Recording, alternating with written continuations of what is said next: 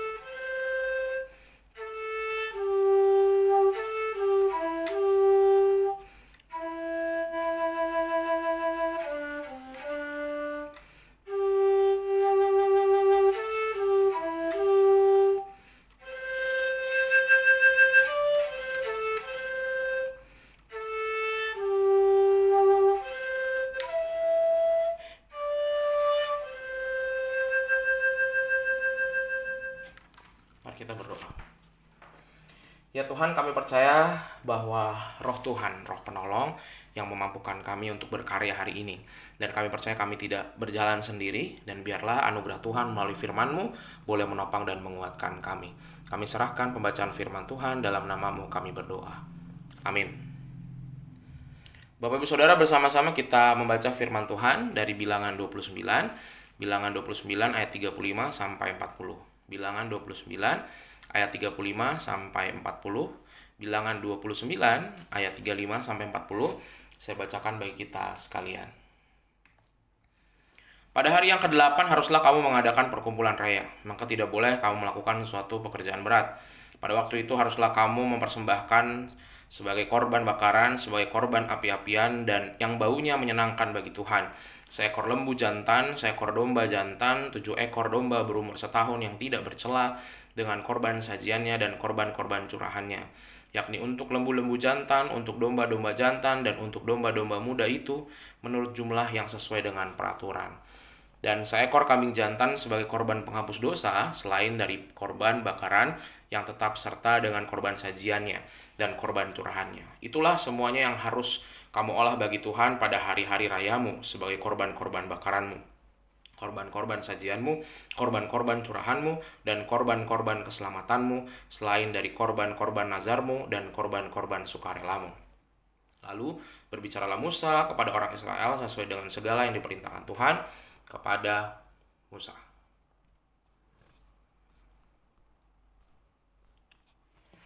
Pentingnya fokus. Saya kalau lihat dari atas mimbar, jemaat tuh lucu-lucu ya. Ada yang mengantuk, ada yang makan permen, ada yang pura-pura nggak buka HP padahal buka HP, ada yang ngoprek-ngoprek isi tas, ada yang main game, ada yang ngelihat ke saya tapi tatapan mata kosong karena mikirin habis ini mau ngapain. Ada banyak. Dan Bapak Ibu Saudara, ketika Bapak Ibu tidak fokus dari arah mimbar itu kelihatan banget bagaimana Bapak Ibu beribadah. Memfokuskan diri dalam ibadah memang tidak mudah begitu ya. Begitu juga dalam kehidupan umat dalam zamannya Musa. Fokus ini dijabarkan di ayat ini tentang bagaimana aturan-aturan ibadah itu dilakukan di hari suci. Setidaknya dicatat 5 hari suci: Paskah, Tahun Baru, Hari Penebus Dosa, Pesta Pondok Daun, dan Pentakosta. Ya, Pentakostanya bukan sama Pentakosta turunnya Roh Kudus ya. Hari ke-50 ya, hari ke-50 itu kan tadi 7 kali Sabat. Nah, bukan yang tahun, ada yang per minggu juga gitu, pada yang bulan khusus gitu. Nah, yang menarik dari ke-5 hari suci tersebut, perintah sebagian besar bahwa diminta umat tidak melakukan pekerjaan yang berat. Misal Pesta Paskah hari pertama dan ke-7 minggu itu hari suci, jadi nggak boleh dipakai. Hari Pentakosta atau hari panen, hari panen Pentakosta itu hari panen, mempersembahkan hasil panen gandum, tapi mereka juga nggak boleh kerja. Pada tahun baru hari pertama peniupan sungai nggak boleh bekerja. Hari penebus dosa mereka merendahkan diri puasa, nggak boleh bekerja. Pesta Pondok Daun mereka melakukan perayaan bagi Tuhan selama 7 hari. Di hari pertamanya dan ke-8 nggak boleh bekerja. Jadi menunjukkan bahwa pentingnya tidak bekerja di hari suci. Pentingnya fokus sama Tuhan. Pertemuan antara Tuhan dan umat itu pertemuan yang kudus. Jadi nggak main-main. Bukan sama sekedar kita rutinitas. Sehingga ke gereja pun harusnya kita betul-betul ya. Bukan hanya ketemu teman. Atau untuk pokoknya biar hari ini tidak sial makanya saya ke gereja. Tapi ke gereja itu adalah urusan Bapak Ibu pribadi dengan Tuhan. Dan gak ada satupun yang boleh mengganggu, termasuk baik itu pekerjaan maupun itu juga pikiran kita tentang pekerjaan, baik itu tentang rancangan-rancangan kita, mikirin habis ini, itu gak boleh harusnya. Waktu kita betul-betul fokus sama Tuhan, cuma minta 1,5 jam aja. Sehingga kadang-kadang untuk ibadah aja kita suka banyak, ibaratnya cacat celah, banyak pelanggaran, apalagi ibadah yang kita lakukan dalam hidup sehari-hari. Di tengah-tengah kesibukan kehidupan kita yang harusnya berdoa, harusnya selalu meminta pendapat Tuhan ketika kita bekerja. Kadang kita nggak fokus dan kita hanya melihat masalah. Sehingga dalam hidup dan beribadah butuh yang namanya kesungguhan. Bagaimana kita fokus sama Tuhan. Berikanlah yang terbaik buat Tuhan. Berfokuslah dalam ibadah, berfokuslah juga bersandar sama Tuhan di tengah-tengah pekerjaan, bukan cuma fokus kerja doang. Tuhan, hari ini aku mau bekerja, aku mau berusaha, aku mau bersekolah, aku mau hidup buat keluargaku, aku berikan yang terbaik. Jadi fokus itu bukan supaya pekerjaan selesai, tapi bagaimana berjuang sampai tadi kita bisa melihat bahwa ketika hati kita fokus sama Tuhan, maka anugerah-anugerah Tuhan juga nyata. Berikan yang terbaik buat Tuhan, perjumpaan dalam kehidupan sehari maupun juga dalam kehidupan kita bergereja, beribadah, fokus sama Tuhan, belajar. Termasuk tentang sabda ini juga, kita belajar fokus bukan cuma sekedar lalu, tapi kalau Tuhan kita minta, Tuhan fokus bantu aku Tuhan. Tapi Tuhan bilang, kamu udah fokus belum sama aku? Apa jawab kita? Semoga kita bisa fokus hari ini. Amin. Mari kita berdoa. Tuhan, terima kasih melalui firman-Mu hari ini kami belajar tentang fokus dalam ibadah, fokus dalam hidup, fokus bagaimana hati kami terarah hanya sama Tuhan, bukan kepada ego kami, bukan kepada pencapaian kami, bukan kepada kegagalan kami, tapi bagaimana kami fokus sama Tuhan. Mampukan kami Tuhan untuk fokus juga hari ini, agar kami boleh melangkah dalam anugerah-Mu.